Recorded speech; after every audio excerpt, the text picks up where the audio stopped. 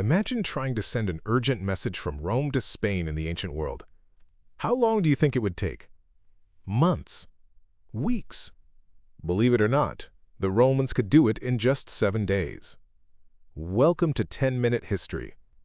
I'm your host, Jake Sullivan, and today we're uncovering the incredible logistical network that acted as the Roman Empire's nervous system. The Cursus Publicus, the Imperial postal system. This wasn't for sending birthday cards. This was the high-speed information superhighway that held one of history's greatest empires together, an engine of power that ran on sweat, horsepower, and papyrus. At its peak, the Roman Empire was enormous, stretching from the misty hills of Britain to the scorching sands of Egypt. It ruled over a quarter of the world's population. So how did an emperor in Rome keep this colossal territory from falling apart?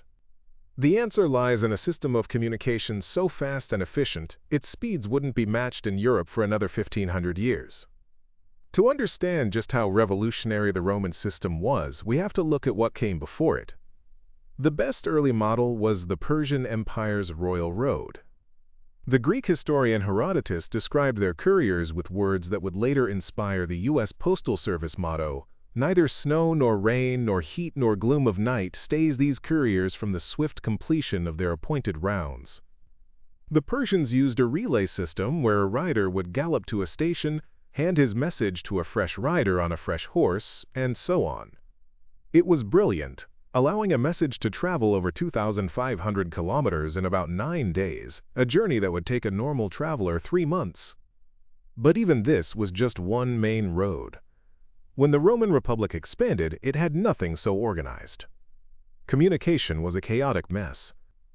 Generals used their own soldiers as messengers. Rich politicians like Cicero used their private slaves. And everyone else just hoped to find a friendly merchant traveling in the right direction. This ad hoc system was painfully slow, unreliable, and insecure. News of Caesar crossing the Rubicon took a week to travel just over 300 kilometers to Rome. A governor in Spain might have to wait 2 or 3 months for a reply from the Senate, forced to act on his own. This created powerful, independent governors who were a constant threat to the central government. After decades of civil war, one man emerged victorious: Augustus, the first Roman emperor. He knew from personal experience that to rule a stable empire, he needed information superiority. He had to know what was happening on the frontiers faster than anyone else, and he had to project his own authority just as quickly. So around 20 BC, Augustus created the Cursus Publicus. According to the historian Suetonius, his first attempt was a relay of young footrunners stationed along the main roads. It was faster, but it had a fatal flaw. The runners were just links in a chain. They didn't know anything about the message they were carrying. If the emperor had questions, the runner was useless. Augustus quickly realized this and upgraded the system. Instead of a relay of messengers, he created a relay of transport. Now, a single courier would carry the dispatch all the way to its destination, but he traveled in a light carriage and swapped his tired horses for a fresh team at regular intervals. This simple change was a stroke of genius. Now, when the courier arrived from the frontier, he could be directly interrogated by the emperor. He could provide crucial details not in the letter, describe the mood of the troops, or offer his personal assessment of the situation. The Cursus Publicus wasn't just a mail service, it became a dynamic tool of intelligence gathering. So how did this intricate machine actually work? It was built on 3 pillars: a 2-tiered service, a massive network of roads and stations, and a strict bureaucratic process. First, the system was split into 2 branches. There was the Cursus Velox or the, quote, fast post. This was the express service for messages, officials, and high-value goods. It used light, 2-wheeled carriages called caesia *, which were said to fly across the landscape, pulled by fresh teams of horses. This was the service for urgent military reports and imperial decrees. Then there was the Cursus Clabularis *, the heavy freight service. This used slow, sturdy wagons pulled by powerful oxen. It transported bulk goods like weapons, building materials like marble columns, tax revenues, and, most famously, the thousands of exotic animals captured in the provinces for the games in the Colosseum. Lions from Mesopotamia and bears from Germany all made their final journey to Rome on the Cursus Clabularis. This whole system ran on the backbone of Rome's legendary road network. These weren't just dirt tracks. Major Roman roads were marvels of engineering, built in layers of stone and concrete, cambered to drain water, and designed to be as straight as physically possible. Along these roads, two types of stations were built. Roughly every 10 to 15 miles, you'd find a mutatio*, a relay station. Its only purpose was to provide fresh animals. A courier could pull in, swap his tired horses for a fresh team in minutes, and be back on the road without any real delay. Then, every 25 to 30 miles, about a good day's travel, there was a *mansio. A *mansio* was a full-service hotel complex for official travelers. It had stables, blacksmiths, dining halls, private rooms, and often even a small bathhouse. It was here that an official would rest for the night before continuing his journey. But who got to use this incredible system? Not just anyone. Access was strictly controlled by a document called a diploma.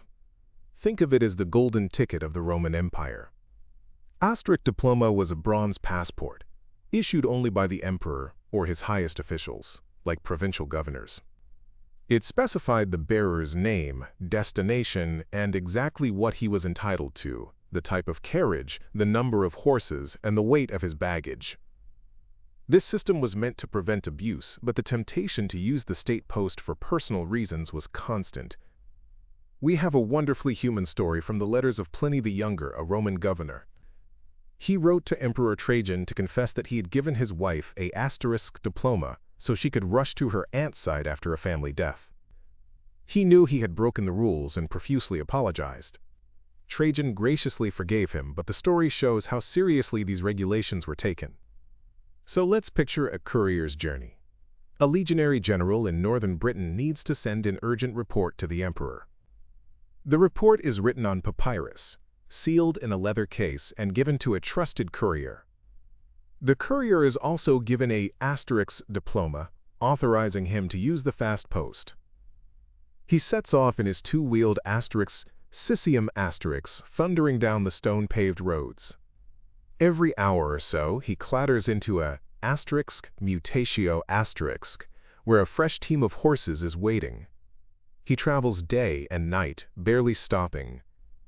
At the end of a long day, he pulls into a *mansio*, where he gets a hot meal and a few hours of sleep while his dispatch case never leaves his side. After crossing the English Channel, he races across Gaul and Germany, covering hundreds of kilometers every single day. Finally, after maybe 9 or 10 days of relentless travel, he arrives at the emperor's headquarters, exhausted but with the seal on his message unbroken. He delivers the letter, and then stands ready to give a verbal briefing to the emperor himself. The speed was astonishing. A standard official pace was about 75 kilometers per day. But in an emergency, a courier traveling non-stop could cover up to 300 kilometers, or 185 miles, in 24 hours. When Emperor Nero died in 68 AD, the messenger carrying the news to the new Emperor Galba traveled from Rome to Spain in just 7 days.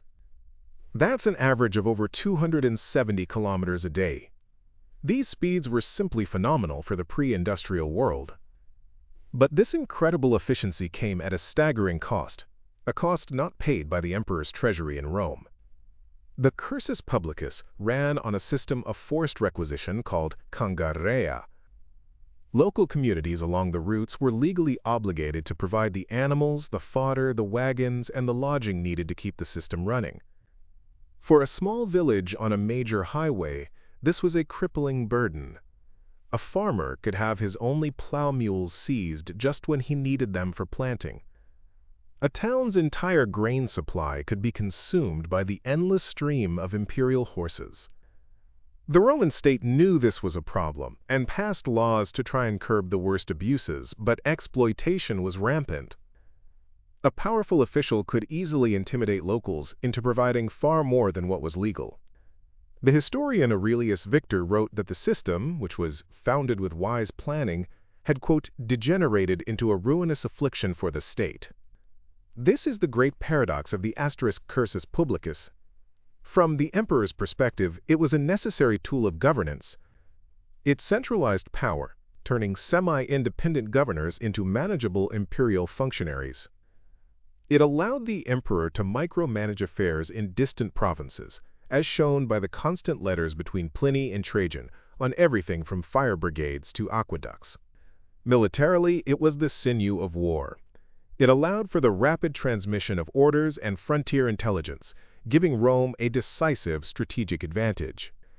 But for the provincials, the people who actually lived alongside the roads, it was a symbol of their subjugation. The sight of an imperial courier speeding past was a constant reminder of a world of power and privilege from which they were excluded, a system they were forced to pay for with their own livelihoods. So was the asterisk Cursus Publicus doge the engine of unity that held the empire together, or an instrument of exploitation that contributed to its decline? The answer is, it was both. It was an indispensable tool of imperial power, a logistical masterpiece that allowed Rome to conquer distance and time. But it was also a system whose efficiency was paid for by the very people it was supposed to govern and protect. The legacy of the asterisk Cursus Publicus is all around us. Its relay principle was famously copied by the Pony Express.